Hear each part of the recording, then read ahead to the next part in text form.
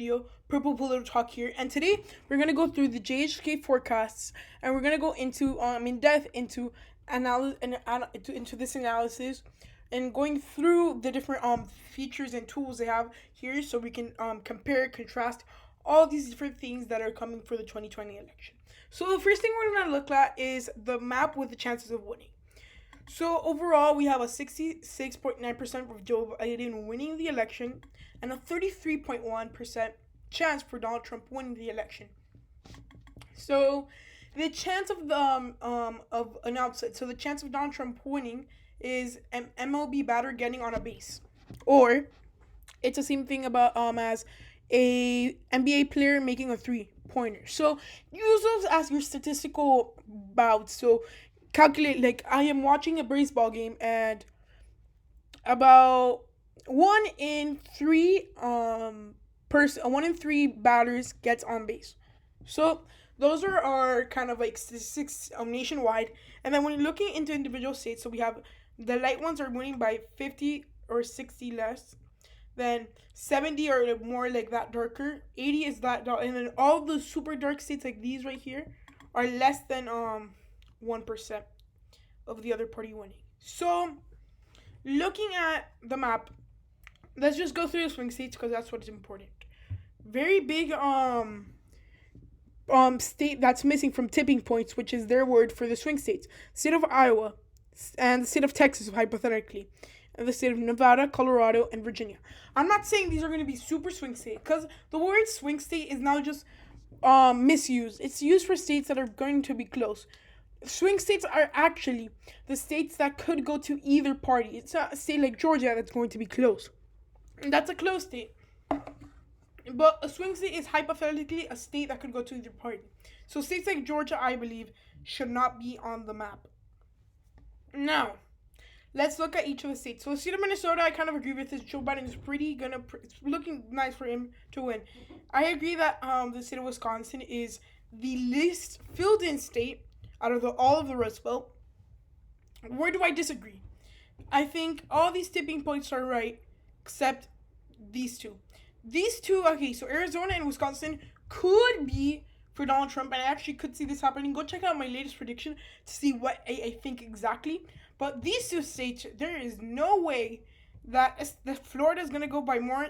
It's more likely to go than the state of Arizona. That is unheard of. The state of Florida, I don't think it's going to go to Joe Biden. Honestly speaking, I'm very familiar with Florida politics. I look into state politics a lot. So I know a lot about Arizona politics, Pennsylvania politics, Wisconsin politics. And out of the state of Florida, there's just no way that it's going to be more likely to go Joe Biden than the state of Arizona. Think about it like this. It's more likely that Joe Biden wins the state of Florida than the state of Arizona. That's weird in this scenario. The state of Florida has a strong base for Donald Trump, and officially it's Donald Trump's home state. So it's going to appear on his ballot, Donald Trump from the state of Florida. So looking at this map, it looks pretty weird, but yeah. Now, what I want to show you here is how the popular vote and electoral votes are two completely different things. The race could be a lot closer in the popular vote, but when you look at the electoral vote, it's not the same percentages. It makes it seem more of a bigger difference than it actually is. And we can see this in these charts down here, where we see, so these are the chances to win the White House.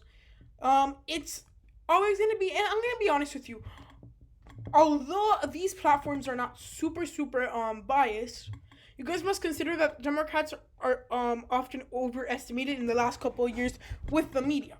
I'm not saying that media is super biased, that Donald Trump's the best. I'm not saying even that Joe Biden's the best and things like that. I'm just saying that oftentimes they overestimate the Democrats more than they overestimate the Republicans. So right now you saw those chances. And I'm going to be 100% honest with you. The chances of the presidency, it's going to tighten up. It's probably going to be less of a difference. I think this is a pretty accurate difference right here in this point. So that would be 52 to 47%. In all honesty, I think that's how it's going to come closer near October and November. And honestly, elections get close after when?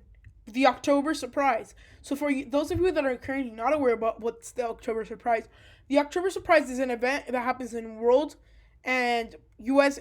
Culture, or not culture, but geopolitical culture, and it's something crazy. So in 2015, we could probably say it was the ISIS attacks, and it's always something different, something crazy that happens.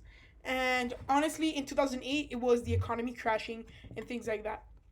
So the race is gonna narrow down.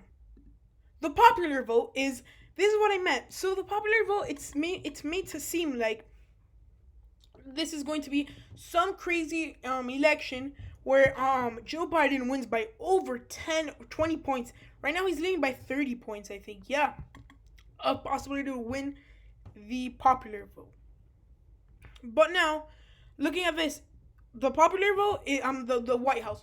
Winning the popular vote is not as big of a, it's not like you could win the popular vote, but again, what matters is the electoral vote. So honestly, I think that's one of the big flaws of the electoral college.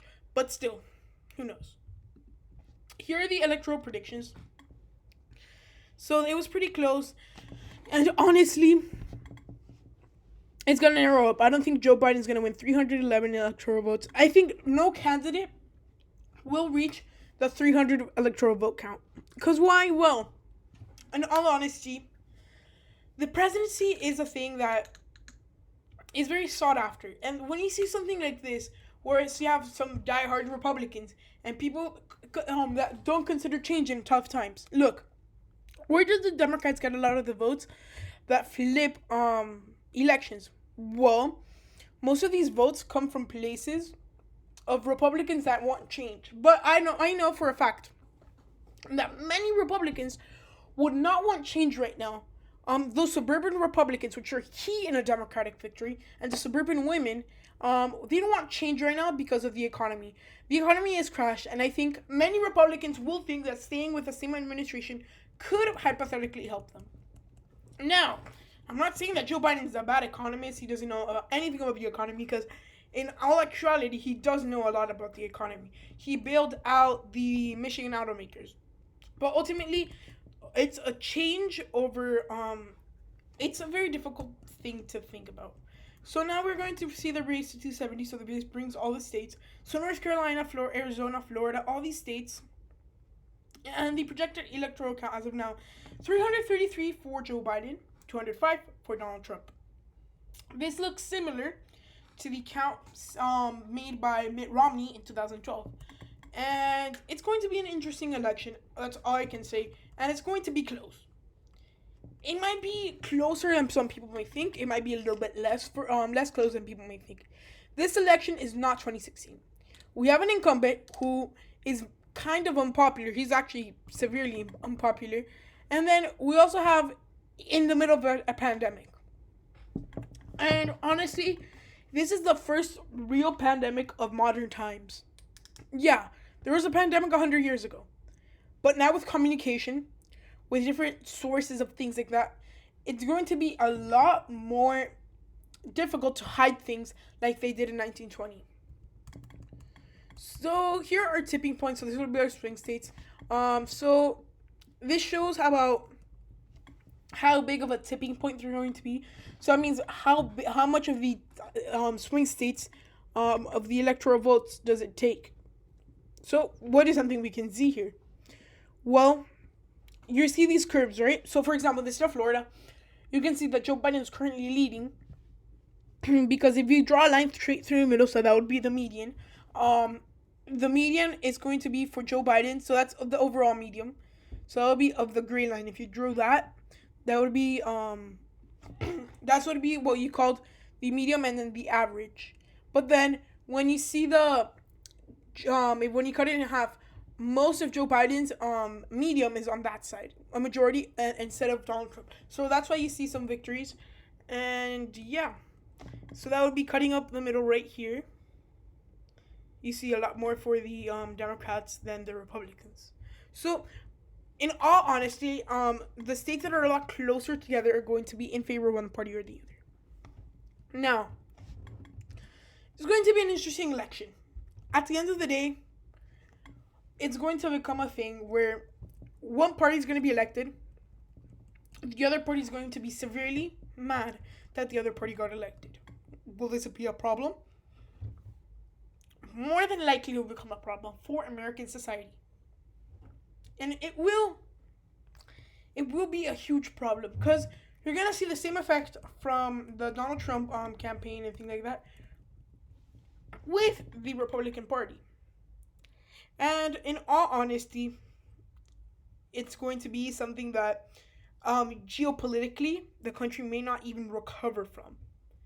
So yes, at the end of the day, it's going to be something where it's going to fracture the country more that it actually unites it. So just watch some of these simulators. So I'm going to do a quick simulation, new simulation. So it's kind of taking everything at random. So I think this is very representative of what we should be thinking of, because if Donald Trump has a if Joe Biden has a 1 in 3 chance of winning, Donald Trump has a 1 in 3 chance in winning.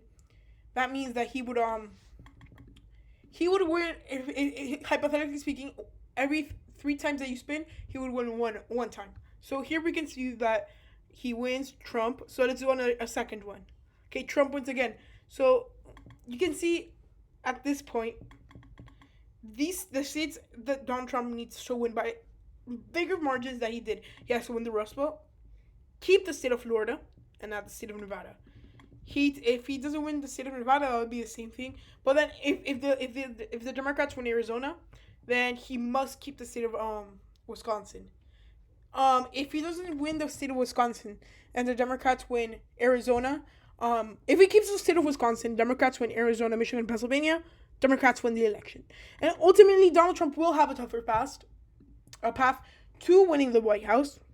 But at the end of the day, I think his campaign has noticed all of this, and I think they're ready to fight all of this. So, again, guys, I want to thank all of you for watching. I hope you enjoyed this video, and like and subscribe. And remember, if we reach 250 subscribers, we will be doing a giveaway. I'm really excited to get that prepared for you guys, and I really want to give away some stuff. So, yeah, I want to say thank you for watching, and we're almost at 50 subscribers, so I'm really thankful for that. So, goodbye, guys. Bye.